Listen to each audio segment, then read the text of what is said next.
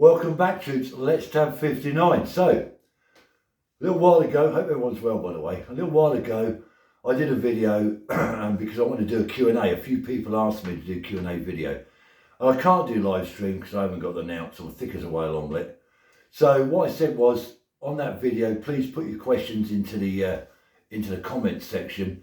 Then the trace around has been through them. She's collated them all, censored a few of them, and I haven't seen them. This is completely a trace around has written these out. I've not seen any of the questions. She wouldn't show them to me, so I'm really Johnny on the spot. So what we're going to do in this video is Tracy's going to fire your questions at me, and I'm going to do my very best to try and stumble through them. So bear with us. It could be a long video. Okay, so Tracy, thank you for doing this. No problem. She's Hi doing guys. this for you troops. Hi girls. Okay, so a little cheeky brandy. Tracy, you far away. Right, are you ready? I'm ready. Okay, right. First question, and it's from Roy Bennett. Roy. He asks, can you tell us about some of the characters that you came across in your service with the British Army? How long have we got, Roy? So, as you probably know, in life in general, you come across so many characters. One outstanding character actually for me was one of my sergeant majors early on in my career out in Germany. He was an old school sergeant major, served through the 60s. He was wounded in Borneo. I think he's got a bit of problem with his stomach. He had sort of like a funny kilt to him. We called him Columbo. You ever seen that detective show, Columbo? The detective. He was sort of like, he had that squint and he was just like that. Cracking guy. He never ever charged anyone with an offence. What used to happen was, if you'd done something wrong and Columbo got hold of you, he would say to you, like, do you want my punishment or do you want to go in front of the boss? And of course you took his punishment. And it wasn't always giving you an extra duty. What it was a lot of the time was you had to stand up straight, and he used to forearm smash you with his forearm in the face, and that was it. It was over. I remember coming back drunk and I was a bit late on parade or whatever. Called me in the office. Do you know what I said? I'll take your punishment, sir. I stood up. He forearm smashed me in the face, made my nose bleed. He said, right, sort yourself out, go and get some sleep. I'll see you later on. And that was the end of it. So he was a good character. Okay, next question then from Ray M53. Hi, Ray.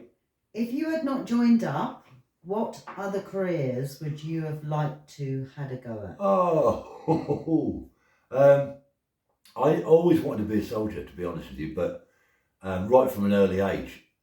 I think if I hadn't have gone in the army, because I come from quite a deprived background, quite a poverty background, I think I'd have probably been in prison. I think I'd have been a career criminal. I think I'd have done something, burglary, not violence, but I'd have done burglary or robbery or something. I'd have been a nightmare. So, no, it was soldiering or prison for me, I think. Okay, next question from Pete the Tank. Hi, Pete the Tank. I think you said you were stationed in Celle. Was the cinema still there, a AKC? Yes. Now, in Celle, right down in the town centre, there used to be a family's naffy. It was a Nissan, but it was an old corrugated tin domed building. It was like family's naffy supermarket. And on the other end of it was an SKC cinema. So I don't know if that's what you meant. What did Ray call it? Was the cinema still there? AKC. AKC. I knew it was an SKC. So I don't know if that's what you meant or not. But yeah, the SKC was bolted onto the back of the family's naffy. I remember standout film. We all went down to watch Life of Brian. That's how long ago. But yeah, that was there. SKC, brilliant. Loads of films, fantastic. Families, naffy on one end, cinema on the other. Okay, next question from Silent Cougar. Silent Cougar, what a name. Okay, Keith, how many times were you on your hands and knees looking for the gas plug in the long grass? I know what you mean. On the SLR. On the SLR, when you took the gas plug out, there was a piston behind it with a spring, a piston rod and spring. And if you didn't take, I mean, you didn't do SLR trace, but when you took the gas plug out, once you loosened it, it was under massive amounts of tension, and if you didn't have it quite right, the gas plug would flow off. Yeah, a couple of times, mainly on the ranges. That's normally where I lost it, but I think once or twice in the field. Yeah, exactly, a couple of times in the field. Okay. Another question from Scott Borum. Hi, from Scott. Australia. Australia, down under. All right, Scott. Right, he's got a couple of questions for you. Okay. The first one is, does the British full-time regular army have a nickname for the part-time reserve army, and is there any rivalry between the two? Absolutely. So in the British Army, we used to have, well, we still got the regular army, and we used to have what we called the Territorial Army, which is our reserves. It's now called the Army Reserve, but back in the day it was a TA. That's what it's known as, and there was a lot of rivalry because obviously the regular soldiers looked at the TA as part-timers and didn't like it, and the TA looked at the regular army and didn't quite like them. Now, we used to, the regular army used to call the TA stabs, which stood for stupid TA bastard, stab. So we called them stabs, and the TA used to call the regular army Arabs, which stood for arrogant regular army bastard. So yes, that was the two nicknames, stabs and Arabs. But it's laughing now. But that is gone now. Stabs is gone now. It's Army Reserve. Yes, there was a lot of rivalry between two, especially on like march and shoots and things like that. So yeah. Okay, and his second question is, when you're out tabbing, what do you carry in your pack? That's a good question. I only ever carry a patrol pack, the one that you see me on most of the videos. I don't carry a big Bergen anymore because I don't need to. It really depends what tab I'm doing. The ones that you see me around when I'm doing my tabs around here, that little Bergen, because I'm only going around the village and that, I don't carry all the necessary kit I need. I try to keep it at the weight of 10 kilograms, just for fitness. But if we're doing a longer tab, like me and the Trace Round done last year in November, and the video's on here, then we carried like flasks of coffee and food and blister kit and blah, blah, blah, blah. But just for around here, it's mainly just sticking things like a waterproof jacket, a pair of gloves, depending on the time of year really. So I don't carry, it always changes, depends what tab I'm doing. But for around the village, I'm just carrying usual sort of lightweight stuff, up to 10 kilos. Okay, thank you. Right, next question is from Johnny Cooper. Johnny Cooper. Right, bulling boots. Oh. Cheers, what John. suggestions have you got? No, I don't mean getting a slave to do it. I was going to say that, get somebody else to do them. Right, Johnny, I was never brilliant at bulling boots, and but what I did learn over the time I was in, the best way of doing it is to take them right back to the leather and get some beeswax. I remember I went to the store, so I got a big block of beeswax, which lasted me ages, and layered that up with a hot iron, melted the beeswax on the boots first, cleaned all the edges off, and then started gently layering up, bit at a time, polish spit or polish water. And as long as you've got a good beeswax layer on the bottom, they'll come up good. So beeswax is the answer. Okay. Question from Mr. Spudley1. Spudley! All right, mate. What other YouTube channels do you like to watch in your spare time? I can't answer that in front of the Trace Round. I can't tell you my secrets. No, I like Paz49. He's really helped me out. He's helped my channel out a little bit. Paz49's a great guy, veteran, Welsh lad, living down in England now somewhere, but great guy. So I love watching his videos. Very political. I don't get political on my channel, but he does. But it's very good. I like him. I like Mark Felton, who's the historian guy, does all the history stuff. Very, very interesting man.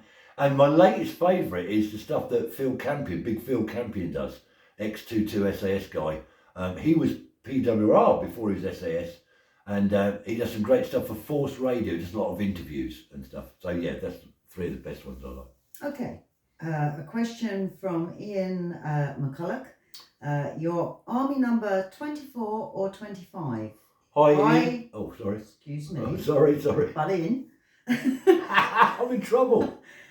I was 25 when I joined up in 91. Right. So who was that again? Ian McCulloch. Ian. I was 2-4. I was actually 2-4, 6254. So that number come from 1976. So I was a 2-4 and you was a 2-5. So you weren't far behind me. Okay. Question from Jeff McCraw. Tell us a story about getting lost. Ah, I've got lost on more than one occasion. Of course, officers, I wasn't an officer, officers don't get lost, they get geographically embarrassed. But yes, I got lost. I suppose the worst one was actually on operations. And I was a section commander in Northern Ireland. I was down south on the border in South Armagh, taking a patrol out. It was pitch black, foggy, blowing hooly, no excuse, I know. But after a while I thought, not quite sure where I am. And I stopped, got everyone down, got my Czech navigator up.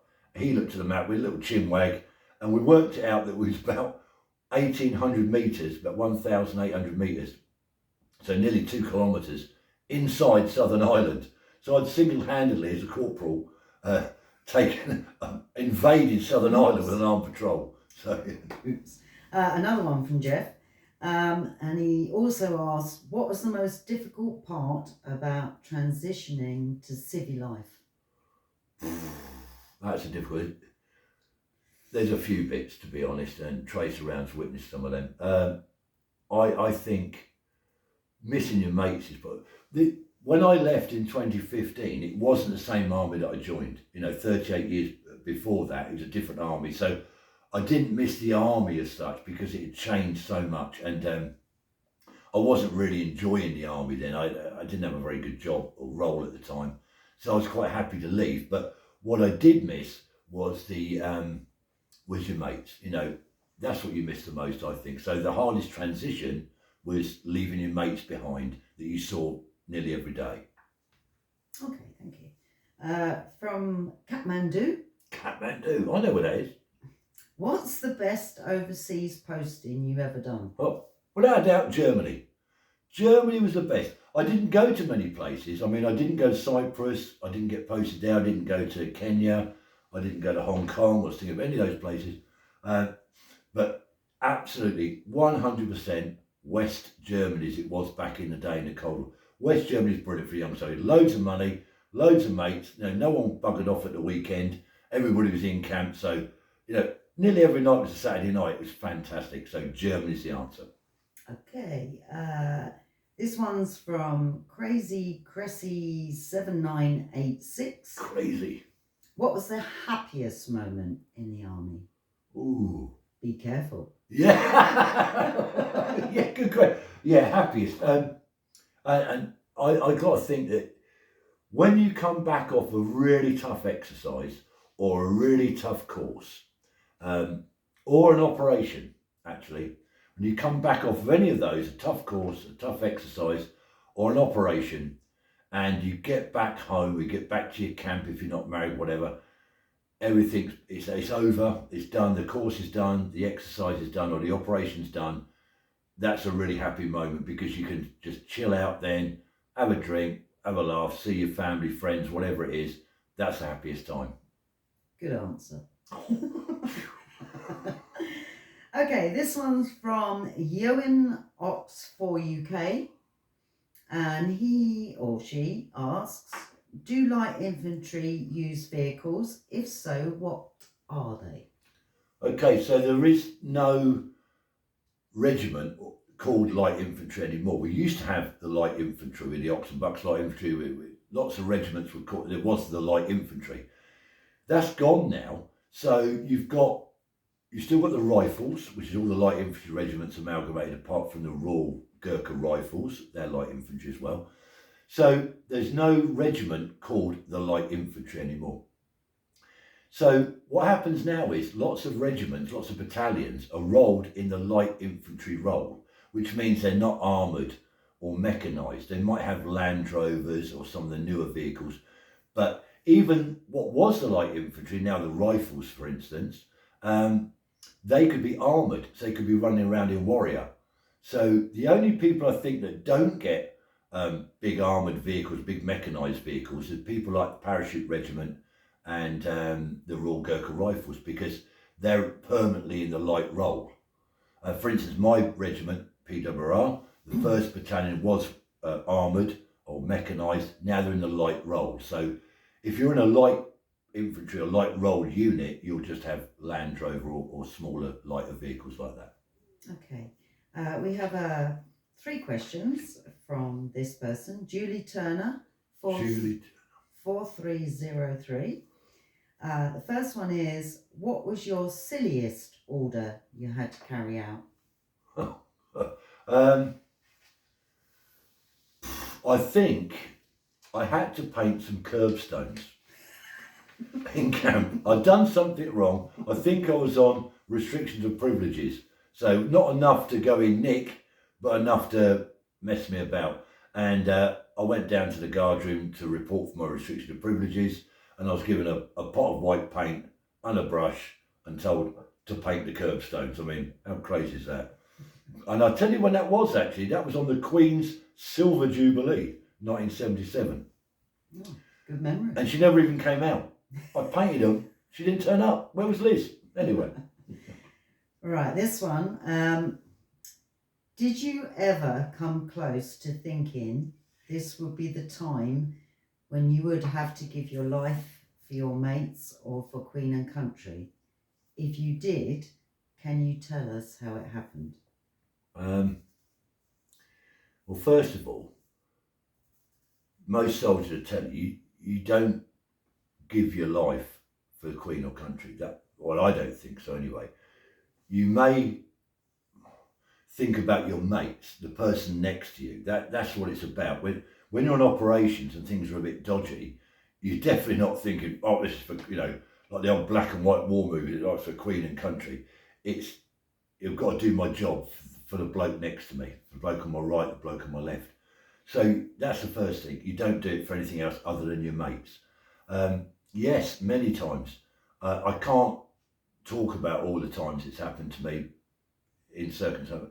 One story, very, very quick story, because we've got to keep all this short, I know. We've got a lot of questions. Yeah, we've got a lot of questions to go. I was coming towards the end of a tour in Northern Ireland. I was a section commander. I was on the ground with another section commander, and we come across a suspect vehicle. It's a little Bedford van. It looked suspicious. It was weighted down one side. The back doors, it had twin back doors like that. They were slightly open. It was abandoned on the side of the road. We couldn't just drive past it and leave it, so we had to check it out. You couldn't order the blokes to do it. It had to be one of the NCOs. We tossed a coin. I lost. I had to check the back of the vehicle.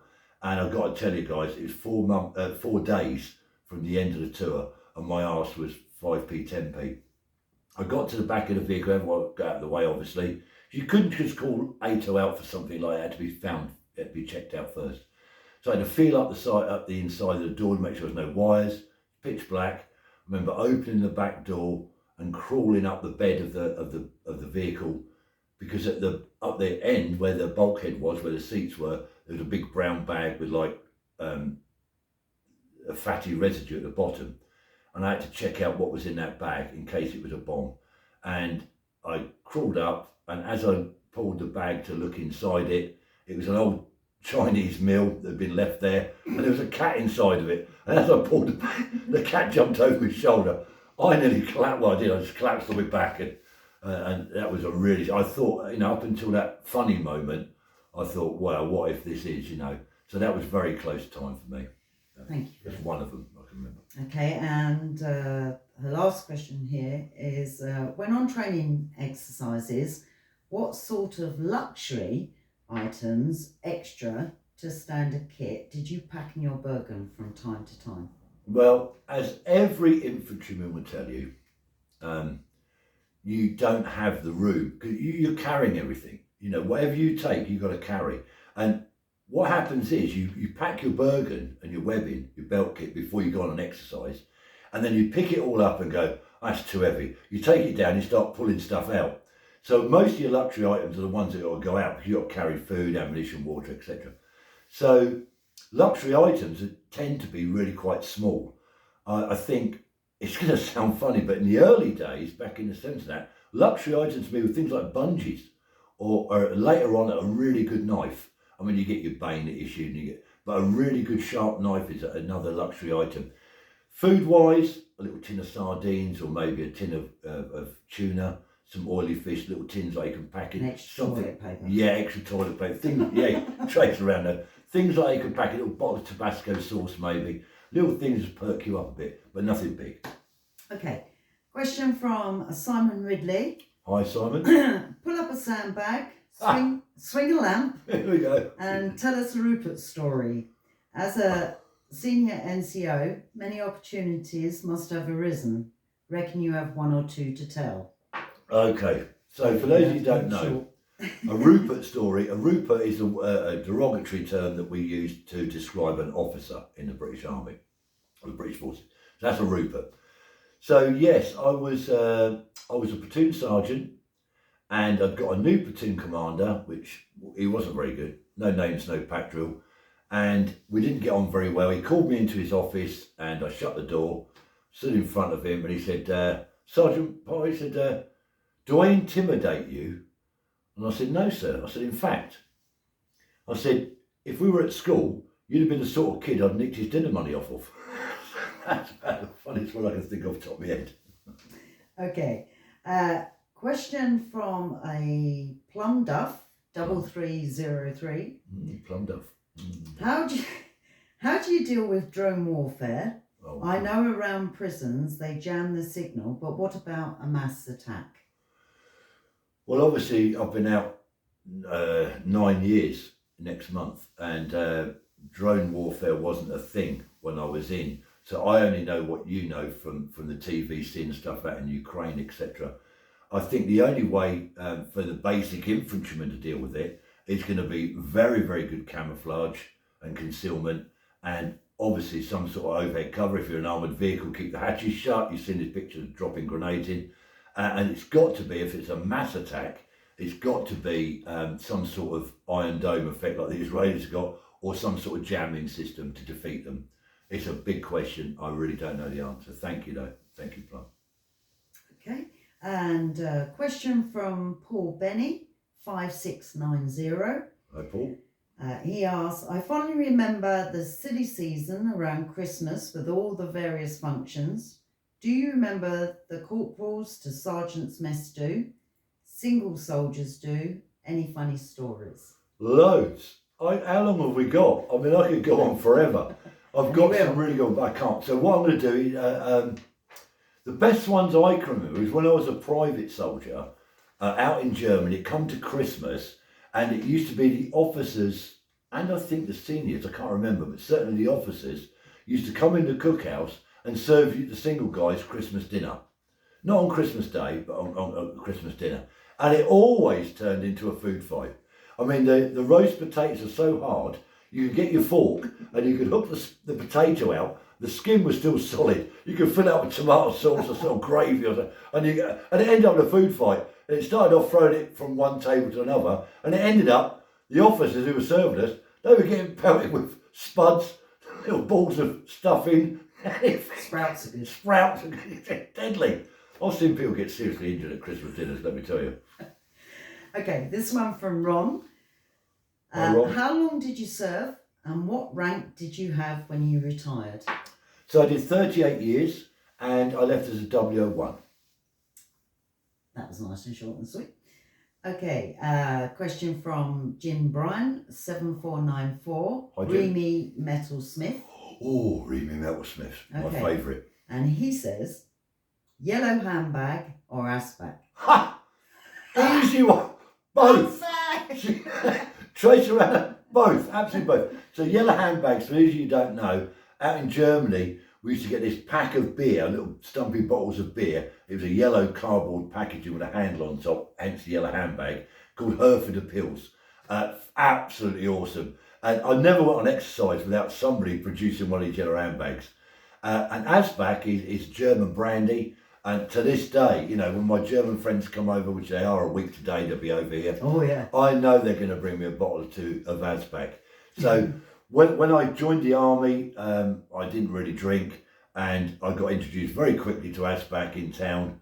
And yellow handbags were an exercise thing. So, yeah, both is the answer. Both. Right. This person has about 6 questions for you. So I'd like you to answer them, but One at a time. keep them brief, okay? Keep them brief, okay. Otherwise we won't get through it. I've got to stop waffling. I'm waffling Yes, too much. he's a waffler. Right, this one's from Ian, Bugler 75. Ian Bugler. Nice Right. one, Ian. First question. Go What on. would you have done if you hadn't joined the army? Someone's already asked. Yeah, that, I've been in so- prison. I've been a robber. Question 2, he asks, if you could do it all again, would you have chosen the RN, the RM, the RAF, or another regiment or corps? I would have definitely stayed with the army. I wouldn't have gone in the other service. I wanted to be a soldier. I think, because I joined the artillery initially, I think I would have gone straight for the infantry. I think the artillery, I was a little bit bored in there. So yes, I would have changed out and stayed army, but I'd have got infantry initially rather than artillery. Okay, question 3 from him. What was the worst thing about the army, brackets non-operational, e.g. food, pay, uniform, radios, equipment? Equipment. I think, especially vehicles. I can remember being out of Germany, trying to deploy an exercise, half the blooming vehicles didn't work.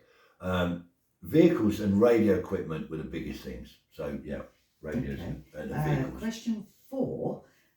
As a veteran, but were the Prime Minister, what's the first thing you do to improve the armed forces in general and the army in particular? Ooh, really? Yeah. That's an odd one. I know. The trouble is with politicians, I think, even those that have been in the armed forces, I think the problem is they don't listen to the people on the ground. And I think I would implement some kind of study where the politicians go down and talk to the soldiers, the sailors, the airmen on the ground and find out why we're not recruiting properly and why we're not retaining people. I think if we could sort out that, the politicians go and talk to the soldiers and say, why don't you want to stay? Find out what their issues are, and then from that study, resolve those issues. And I think we'd solve quite a bit from that. Okay, question 5. Do you agree that the Royal Irish Regiment is the best regiment to have ever existed in any army, anywhere and at any time? Well, first of all, right, everybody thinks their regiment or their corps is better than the others. And of course, you've got the SAS and the underwater knife fighters and all that malarkey up there. But the Royal Irish Regiment, good question actually, the Royal Irish Regiment, fantastic. I'm not saying you're the best, but you're up there. Because you had the Royal Irish Rangers, and of course, when you amalgamated the UDR come into you, Ulster Defence Regiment, you guys were on active service longer than any other regiment in the British Army, I believe. You were constantly, especially the part-time UDR guys and girls. So, yes, the Royal Irish, certainly up there, but maybe not the best. Okay, and question 6. Perhaps you can redeem yourself after the last question. Who's the best bugler? It's got to be you. You were the best bugler. You were the best, mate. Oh, and one more. Oh, well, from Ian. Is it the same guy? Yes, it is. Ian. One more. Ian. Where do you find sympathy? Listen, there's no sympathy in the British Army, as you know. I believe sympathy is somewhere in a dictionary between what they call it, sympathy is syphilis and, yeah. Sympathy is somewhere between syphilis and... Okay, moving on. A question from John Bremner. John, hi John. 1453. Hi Keith, thoughts on national service? Also, any advice you could offer to any young people thinking about a career in the army and how to prepare? Okay, big question. I think you've done a video. I did, but I'll keep it brief. With national service, I don't think that's going to work. I mean, if you look back now in peace times, national service is not a great thing, because if little wars popped up like Afghanistan, not little wars, but Afghanistan, Iraq, Bosnia, Northern Ireland, would you really want a national service from a press guy with you on that? I don't think so. So I think national service is only going to work if there's a conflict and we have to... If you look back at World War One, it was a regular army, a volunteer army. They started to run out of guys. They had to install national service. Same as Second World War. So it's only going to happen in a big conflict situation. And what was the second part? Sorry? That was national service. Also, any advice you could offer to any young people thinking about a career in the army and how Right. to prepare? Yeah, first thing to do if you're young and you're thinking about joining the army, is first of all do your research and pick 3 corps or units. You know, so infantry, artillery, tanks, whatever it is. Pick your top 3 because you're not always going to get the first or second choice. So you've got to have 3 choices. So do your research for that. And secondly, get fit. If you're a little bit overweight, you know you are, get yourself fit. Fitness is the most important thing. I've done so many courses in the army, and if you're fit, you've won half the course already. So get your fitness up. And if you're out in the cuds and you can't travel, you haven't got the money to travel to get to a gym, or you can't afford to go to a gym, don't worry about gymnasiums. Get out on the tarmac, do your running, get your running fitness up, find out what the tests are going to be for your selection course, etc., your basic training. Do your sit-ups, do your press-ups, but get running. That's the key. Get your weight down and get running. Okay. Question from user GN7CM60B2D. Oh, your mother didn't like you, did she? Has doing service made you a more better and understanding human? Probably not. I mean, I don't know. I do understand more. Maybe it's not my military service, but as I got older, I've understood that, if you want to tell someone what to do, I learned through the army that there's a couple of ways of doing that. You know, I hated when people said, "Oi, you, grab a brush, sweep the floor." But if someone said, "Listen, mate, do us a favour, grab that brush, sweep the floor," I would do it because he was very respectful of the way he said it. So I've learned from the army, if you want someone to do something, approach it initially with a little bit of respect, and you'll get that work done. Hopefully, it'll work. It'll get done for you. You'll achieve your aim. Okay, question from Alan Stanton. Hi, Alan. Have you noticed just how many Legion clubs have shut down over the years? Oh, don't get me started on that. I mean, I think it's terrible. However, I was to blame as well because when I was a young soldier and I come home, we had Legions all over where I lived, and I never used to go to them because you don't when you're young. You want to go down to Funky Monkey and get the funk out your face. You don't want to be sitting with old war veterans, talking about what they'd done in the war. Yeah, but they had the right idea. Exactly. But when you're young, you've got loads of money. You just want to go downtown and do the squaddy shuffle. I'm not going to do it. No. But that's what. So it's a shame, and I don't know where it's going to go. They're shutting down all over the place. It's an absolute nightmare. Anyone out there? I know people have got their views on the British Legion about the money, etc. But put that to one side and just think about keeping them going for the future veterans that are coming out. Good answer. Okay, question from P Don't Matter 4135. So for Pete don't matter. It just says P. P don't matter. Don't matter. Hi P, don't matter. Cool. Okay, and they ask, do you think we are in, or in brackets, heading for a World War III? Well, first of all, off the bat, we're not in World War III. No, right? not yet. Forget the hype. However, we would be very naive and foolish to say that there will never be another World War, i.e. World War III. Yes, there will be. There's definitely going to be a World War III. When? I don't think it's far away. I really don't. I'm fingers crossed it's not going to happen for a long time. But I think at the moment, the current situation, 2024, where we are now, with what's going on in the Middle East, with Russia and Ukraine, etc., we're at the most volatile time we've been since the Cold War. Yeah. So we're closer now to a war. I don't know what the doomsday clock's at. Google that, Badger, because there is a doomsday clock, and cleverer people than us work out how many minutes to doomsday we are. I bet we're close. So yeah, Get a big bottle of brandy and come. Yeah, get your brandy, get a deck chair, sit outside and watch the fireworks. That's all I'm saying. Right, this one's from John. Hi, John. Big John number 242. Big John. That's my dad's nickname, by the way. It is.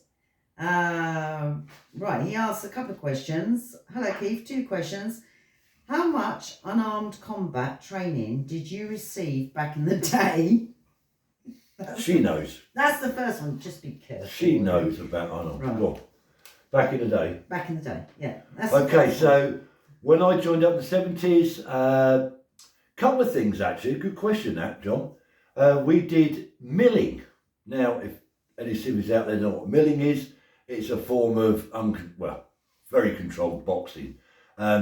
So it's specialities for the airborne forces now. But back in the day, our regiment used to do milling during basic training, and basically measure up with someone else, put a big pair of boxing gloves on, no head guards, no gum shields, none of that bollocks, and you just batter each other for about a minute and a half, just so you can handle a scrap. But we did do unarmed combat, it was Aikido. So we used to go down to the gymnasium in basic training, and they would teach us all these goosenecks and locks and fucking sort of that sort of type stuff. Jap slapping, we called it. And then before we went to Northern Ireland on our tours, on our build up to Northern Ireland, we'd again go through a bit of Jap slapping Aikido. So it was Aikido and a bit of milling. That was all we had back then. Okay, you also asked, what was the longest route march you ever did? Ooh, we used to have an exercise. I mean, you've probably heard of Cambrian Patrol, which is done in Wales, and it's an international thing. It's teams from America, from all over the country, all over the world, sorry. And you form up in platoons or sections, or whatever, and you tab around and do it. I don't know, I've never done that. That's quite a big one. The longest one I've done, we had a yearly exercise called Exercise Hotfoot. And it was down at section level. I think it's 8 men in a full screw lance jacket, etc. And you tabbed for 25 miles a day for 4 days. And it was all tactical. You carried a full load of kit. And as you tabbed round on that 100-mile tab, there would be different stands. There'd be a first aid stand, a section attack, all sorts of different things. MBC, chemical warfare. And that was 100 miles, but over 4 days. So it was 25 miles a day. John says thanks for answering the question. Thank you, John, for giving it to me. Okay, this question's from, oh my goodness, right. Zany Vandy, 142. Zany! I hope I've said that right. Sorry about your knee joke, mate. I didn't mean it was permanent. Right, did you get texts wrong? Yeah, I did. Okay, he's got about 6 questions for you. So, 6? Right. Make these brief, okay? Okay, I've got to fire these away now, guys. Here we go. Because otherwise we might run out of time. Okay. The first one is longest exercise you ever went on. Okay, longest exercise, we've done a few. Spear Point, Crusader, Lionheart. They were all about 6 weeks long, so I think the longest was 6 weeks. Okay, question 2. Best ever exercise you went on? Vogelsang, easy. It's when me and Trace around were. I done three exercises out in Vogelsang, and it was just a fantastic camp. You've done all this weird stuff that you don't normally do in the British Army, going under tanks, throwing petrol bombs. It was fantastic. Brilliant. Vogelsang. Okay. Question 3. Best course you attended and why? Easy. Helicopter handling instructors course. It wasn't a cushy course or anything like that, but it was I've always loved helicopters and stuff like that, and I've done the heli handling instructors course with the RAF at Bryce Norton. 6 weeks, fantastic course, heli handling. Okay, question 4 from the same person. Best posting you had and why? Germany. I think I answered it earlier, actually. Yeah, Germany was my best posting. Okay. Question 5. Best one piece of kit you took in the field? Bungees, early on, and Black Nars. Black Nars. He only says one. Oh, yeah. All right, if I had one piece, a really good knife. You know, not a little pocket, a really good survival knife. That's so important. Question 6. Most favourite rank you held? Oh, sergeant.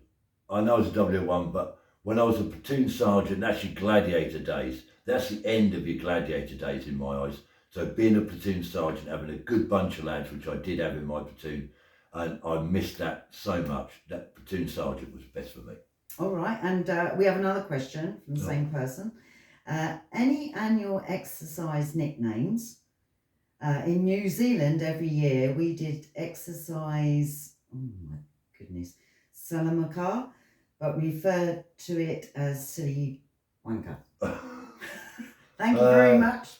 Make me swear on film. No, we didn't have nicknames. Obviously we had the same as you. We had exercise names, like I said. Yes. So we done an exercise Spear Point, and we never had nicknames for it. But I was in a thunderbox, which is a wooden. You know when you go on a building site or a festival and there's these plastic toilets, the plastic portaloos? We used to have wooden ones, we call them thunder boxes. Brilliant bit of kit. So if you was in an area where you couldn't poo in the ground or take it away, you dug a big hole, they put this wooden box on top, and that's where you had to crap, even if it's tactical, because it was an environmental thing. And I remember on exercise Spear Point, which I think was 1980, something like that, the precursor for Crusader, we had these wooden toilets arrived on our position. We're all tactical, we're all cammed up on these wooden toilets, but it's a joke. And I went in the crapper to do my business, and when I shut the door, stamped on the inside of the door was for use by exercise Spear Point. And someone had wrote underneath, exercise, what's the point? So that's a nickname for it. Okay, we got another one, another question from Julie Turner, 4303. And they ask, can you do a video on sign language, official and unofficial, used to silently communicate between soldiers? All right, I know what you mean, Julie. You mean you're talking about field signals. So yeah, if I can do a video on that. So if I want trace rounds over there, I want to come to me, for instance, I'd point at her, put my hand on my head, that means come to me. And if I'd done that movement, don't get it wrong, if I'd done that movement, it means run. So yeah, I can do a video on that. Okay. Field right. signals. Question from Alec Jones, 4021. What's the oddest job HM forces have you do? 518 company forever. That's what they put. Yeah, the oddest job, I think I mentioned that earlier actually, was painting curbstones white. I mean, what was that all about? So that's probably my oddest job, painting bloody curbstones white in the garden. Okay. This person again has a few questions for you, about 5 of them. Here we go. And it's from MW A Nut. A And nut. in brackets, Mark in Sussex. Mark in Sussex, good old Sussex by the sea. Good old Sussex by All the right, sea. calm Okay, yourself. okay, Question 1. Where did you meet Trace Around for the first time? okay. And how long did it take you to go out on a date, and what was your pickup line? That's naughty, Mark. So when I first met you, I think it was on the back of a 4-tonner? Yes, it was. Yeah, so I came into camp. I've been doing something else. Trace Around, I just finished a tab. Yep. Or something. And an 8-mile tab, ICFT, whatever. In brand new boots. Brand new boots. And she was sat on the back of a 4-tonner, tailgate was down, and she sat there holding her feet like that. She'd got her boots on still. And I went, what's the matter with you? And I was a corporal at the time. She said, oh, my feet hurt. I said, why? She said, I think I've got to take your boots off. She said, I can't. I said, tell you, take them off. She took her feet off, took her boots off, took her socks off, and she had blisters all over. I went, that's going to hurt. And I walked off. That's the first time I met you, I think. Yeah, it So was. what's the next bit? When, it says, how long did it take you to go out on a date? Probably a couple of 3 months, because I had a girlfriend at the time, and what happened was, after that incident on the back of the 4-tonner, we had a Christmas all arms, all ranks function, a Christmas do basically, and I turned up with my girlfriend who was also serving. She was in the army, and Trace Around turned up and gave me a Christmas card, a little tiny card like that, with my girlfriend. I opened it up, read what was inside it, and quickly stuffed it in my pocket. And after that, we went on a date. I'm not going to say what was in the card. No, we're not. Right. Question 2. Have you got any military ancestry in your family that you know of? I've got loads. Well, I can go back to, I'll go from very quickly. My great-grandfather was in the Royal Artillery, and he was in the Boer War, and he lost quite a few fingers on that hand, where he left his hand in a breech and shut it and chopped his fingers off in the Boer War. Then my grandfather was wounded twice in the First World War. He had shrapnel in his leg, and the second time he got wounded was a gas attack at the Somme. So he was in the army. My dad was in the Royal Artillery as well. He was National Service, and then he stayed on for a bit. My uncle, his brother, was at D-Day with the Oxford Bucks Light Infantry. One of my aunties in the ATS, and the whole family basically. Yeah, we're all military. It's all military. All military. Okay, question 3. I'm ex-Queen's, HQ company of my old mob. Hey. And I'm interested to know how you and me, thank you, felt when they were no more and merged into PWRR. Well, I was a full screw. You was obviously a private then, trace around. Yeah, I was. You was Queen's Regiment, Cap Badge, I was Queen's Regiment. When the merger come, it wasn't a massive deal for us, really. Not really, no. It wasn't, really. No. You know, we had to change our berry from being a dark blue one to this. The Cap Badge hardly changed. We used to have a blue stable belt, which is quite cool, with a silver buckle on the front of the Cap Badge. It went to a weird stable belt done up the side with a yellow stripe in it. That was a bit weird. And we Well, had that took longer to undo, yeah. yeah, and you had a tiger stone on. There's a few different things happened, but no, it wasn't a big drama actually. I didn't think it was. No, because you're the Yeah. same people. Yeah, we never changed really. It was cool. It was Okay. all right.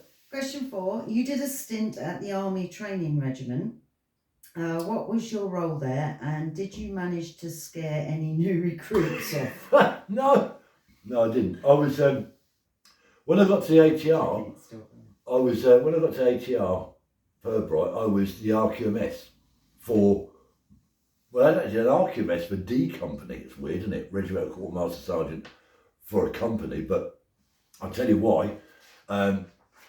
ATR was obviously all regular forces, but within that they had D Company, which was set up for training the Territorial Army and then the Army Reserve as it was. So where this company was about, I think, maybe 5 or 6 permanent staff, and we trained the T8 guys that come and girls that come through. But the instructors that we had under us were all Territorial Army or Army Reserve instructors. So I was the RQMS, and I used to just set everything up and pass it on to TACQMS at weekends. Did you scare any new recruits? No, I didn't really interact with recruits when I was at ATR Purbright. Okay, and last question from MW. Lastly, if you could change one thing about your military career, what would it be and why? I think, as I said earlier, I think I would have gone. I know I had a big family history of Royal Artillery from great grandfather, grandfather, father. I think that's why I went into. That's why I chose the artillery, because of them. I think in hindsight, if I was to join up now, I would go straight into the infantry. The artillery wasn't for me. I was an infantier. Okay, this question is from Chocolate Squiggle. It's quite a... Chocolate I'm going to Squiggle. read a bit what he's put. Chocolate Squiggle. Why Trace around drink? I want to get a drink. Go on, Tracy. I'm going to read this bit because he's put it in here, and then I'll ask the question, okay? Go on, you fire away. Only just recently found your channel. I'm non-military, but have been enjoying your old stories. Mate, you've stumbled on a great format idea. I really dislike the live Q&A formats, and in fact, I virtually never watch live streams at all. Sometimes I'll download one to my phone and listen to the first part while walking, jogging, cycling. The reason is because they too often degrade into the final hour of what's your favourite food. Get your foot down. Check these slippers out, man. Look at these. Which leads on to, if you ever come to Lichfield in Austria, I'll cook you our best traditional dish. Whoa. I get it. They appreciate you sharing your stories and want to acknowledge that to you. It's a nice little interaction for you both, but it's boring and repetitive. Repetitive. Couple of brandies. Trace around's lost it. Go on. For the rest of us listening to 20 different people from around the world, all offering to put you up for a night or cook you meals or buy you a beer when you visit their town or city. Yes, please. But the question is, what we really want to know is how you fixed up your worst ever blister and carried on to finish the exercise anyway. First, what was the guy's name again? Sorry. Now you ask. Yeah, sorry. I think it's Chocolate Squiggle. Chocolate Squiggle, mate. Yeah. I love Austria. I've only been there once. I skied over when I was doing some ski work, so I've never really been into Austria proper. But like Austria, fantastic. I'd love to come out there. Give me a message. Me and a Trace around and come out. So, blisters, right. So the key is with blisters, as most guys will tell you in the military, is as soon as before you go out, the thing you want is make sure your boots are nice and comfortable and they fit you and they're well worn in. You got the right socks on, that your feet are plastered up in areas you think you're going to get a blister. When you're tabbing away on whatever, as soon as you feel that little burn that starts to come, we've all felt it. Stop, rip everything off, get some plaster on it straight away. If you leave it too long, I've never left a blister where it's got too far that I've had to have a medic involved. I've always managed to stop and sort the blisters out. A lot of guys will tell you with the infantry, well, if you're walking and tabbing along, you get a blister, they'll stamp them out. But yeah, that works, but you still got to get a plaster or something on it. That's the plaster. So I mean, the challenge we done last year in November, 26 miles, night march, we'd both gone 9 miles, and we both had blisters coming. So we stopped at the 9 miles. I mean, I'd only gone 9 miles. Don't know why, the blister just popped up. So we stopped, ripped our socks off, we plastered our blister area up, and we stagged on. I think you done one again, didn't you? Up a little bit further on the tab. About 13 miles 13 or so. miles, So the key is, yes, I've had blisters come up, but I've dealt with them as soon as possible, and they've never become a problem. And that's the key. Identify the blister early on, sort it out, and you can crack on. Leave it too late, and you're screwed. Okay. Thank This you. question from John Dixon, 7119. Hi, John Dixon. Did you ever work or serve with the RAF regiment or with the Royal Air Force in general? Never served the RF regiment. Big respect to the RF regiment. That's the infantry of the RAF, and they're very underestimated, and I think they're a cracking unit. However, I have served with the RAF a couple of times. I've done my helicopter handling instructor course for 6 weeks, and that was with the RAF, run by the RAF. And also when I was there in Iraq, I was the air operations officer, and I had to liaise in our camp in Abu Naji. We had an IRT. I think they call it MERT, but IRT was immediate response team. And so the Chinook on site with the Chinook crew and the aeromeds. So I used to have to, as the air ops officer, liaise with them. They'd come in the ops room every day to get the latest met, etc. And I thought they were fantastic, very, very professional, the RF and the RAF regiment. Brilliant. Right, Keith, I'll let you know now we've got another 10 questions. You're going to have to make these brief. I've got to go quicker, boy. You have. Sorry, guys, I've got to fire these out somehow. Okay, so another question from Julie Turner, 4303. I recently came across some infantry training manuals from the 1950s and 1960s. Night operations, the submachine gun, stroke fieldcraft, etc. I noticed a lot of what was in there seems similar to what goes on in YouTube videos of infantry training and soldiering made in the last couple of years. Yeah. How much has infantry training changed from when you were in training and beyond, and from what you know goes on these days? Okay, really quickly, fieldcraft is never going to really change. Fieldcraft is the fundamental basics of any soldier, and that ain't going to change. Camouflage, concealment, movement, etc. That's it. Tactics are always going to change because new weapon systems come in, new threats come in, and you have to counter those threats. So tactics are going to change slightly, and the formations. We used to have a gun group and a rifle section. Now we've got fire teams, but yeah, there's not much change really. Okay, question from Roger Hanley 644. Hi, Roger. Hello, Keith and Trace around. Hi, Roger. What do you think of the Land Rover Wolf 90? And might I have the chance of buying an excellent MOD one? I used to drive them, but I'm told they are too easy to steal. Yes, they are. To answer that, yes, they're easy to nick.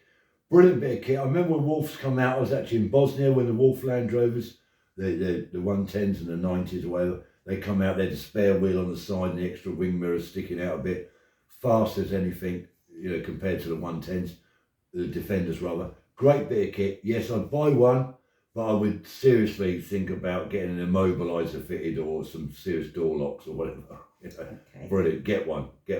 Question from Stuart Hurd. I hope I've said that right. Hi, Stuart. Spelled H-I-R-D. He's put, hi Keith.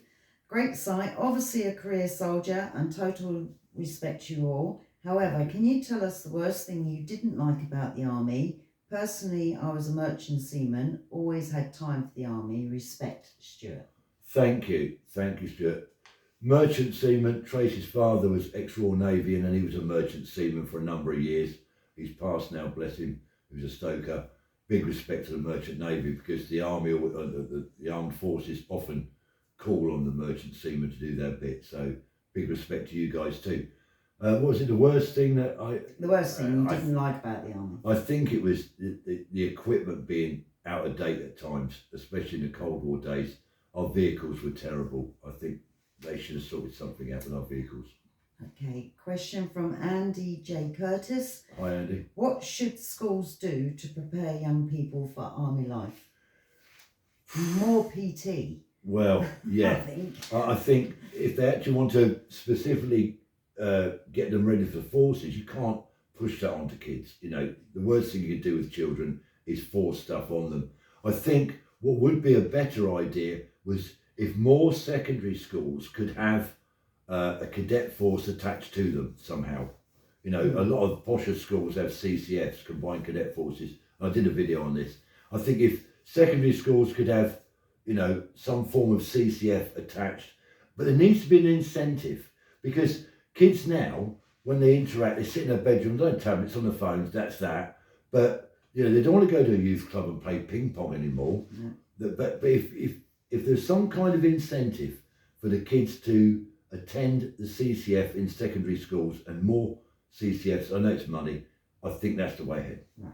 Okay, question from Julie again. If you were the same young man in the same circumstances and possessed the same knowledge, I wish I was. or lack of it, Lack of it. that joined up so many years ago, would you want to be part of the 2024 British Army? Yes, without a doubt. I mean, when I joined up in '76, as a lot of youngsters did then, we had no idea of world politics. I knew Northern Ireland was happening. I knew the Cold War, you know, was a threat of we thought of the Russians coming over, etc. I knew that was going on, but I still wanted to go in.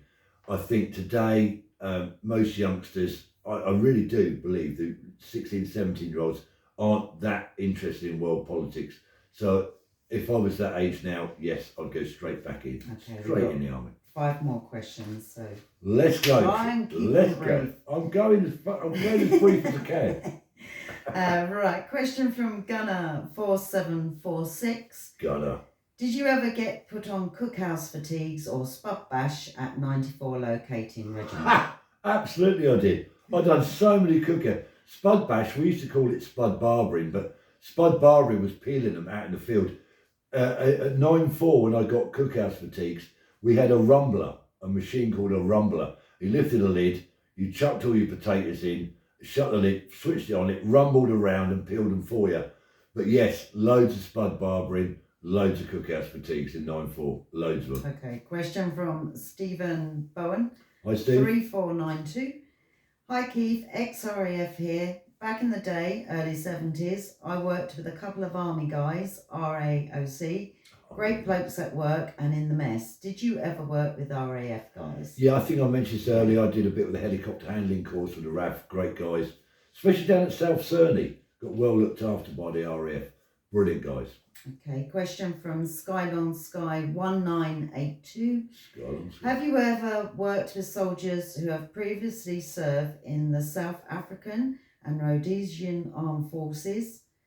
Ex-soldier of South African Army taught me how to jump backwards from a moving truck and land on your feet. Wow. And from Rhodesian Light Infantry, how to tell how old boot prints are by the soil of debris falling in on the edges. I mean, that is more special forces stuff to me. I know I've never done anything like that. I know they're cracking guys out there. Actually, I could have done with some of that jumping out, falling backward stuff. The only time I've had anything like that was I remember jumping out of a prostitute's window, sorry Trace, on For me. on the Reaper barn. I had to get out and I jumped out of a window, first floor window, because I couldn't have any money, I didn't have any money. And the bouncers were coming, I jumped out the brothel window. But I could have done with that training, landing backwards, I twisted my ankle. Okay. Thank you for that question. Question from in the area 63. I'm going to have to put my glasses on soon. It's getting dark. I'm ex-second Queens and got out just before the amalgamation with the Hampshires. I would be interested to hear how it was handled. I'm guessing it would have been a traumatic time for many. Were the guys given any choice in which of the new battalions they would be joining? As far as I know, there wasn't any choice. I mean, you have to remember that the Royal Hampshires only had one, only had one regular battalion, whereas the Queen's Regiment had 3 regular battalions, and 2 territorial battalions. So obviously we were the majority. I don't know about how they fed them in. I really don't know. I'm sorry, I can't answer. I don't know what happened. I didn't experience any of that problem. Okay, and the last question, as I say, I couldn't write everybody's questions down. So this is the last one for the video. Good, I need a piss. Old man's bladder. David the First. My bladder's like a space opera. Go on, you're listening? Yes, I am. Yeah. You sure? Yes. Okay. David the First. What was your worst fuck moment? We're in the shite. Okay. I think that's when I was AWOL. And yeah, I think when I realised I was AWOL, and I knew that was it. And I surrendered myself at the guards depot. That was, I knew. How old was you? 19. And I'd been AWOL I'd only been AWOL for a couple of days. I didn't mean to go AWOL, I was drunk. And anyway, I handed myself in because I had no money to get back to my unit, which was down in Salisbury area at the time. It all? Yeah, I was with a mate as well, I was on my own. So we'd run out of money. We went to the police station, they didn't want to know. They sent us to the guards depot place, and yes, they put us up for the night, if you like. So that's it. So that's all the questions I pulled off. So thank you, Trace Around. That was brilliant. That's fine. Sorry this video's been so long. I hope we've managed to do it justice, the questions. Yeah, I hope it hasn't gone too dark. No. I kept leaning forward to see if it was still playing. I look better in the dark anyway.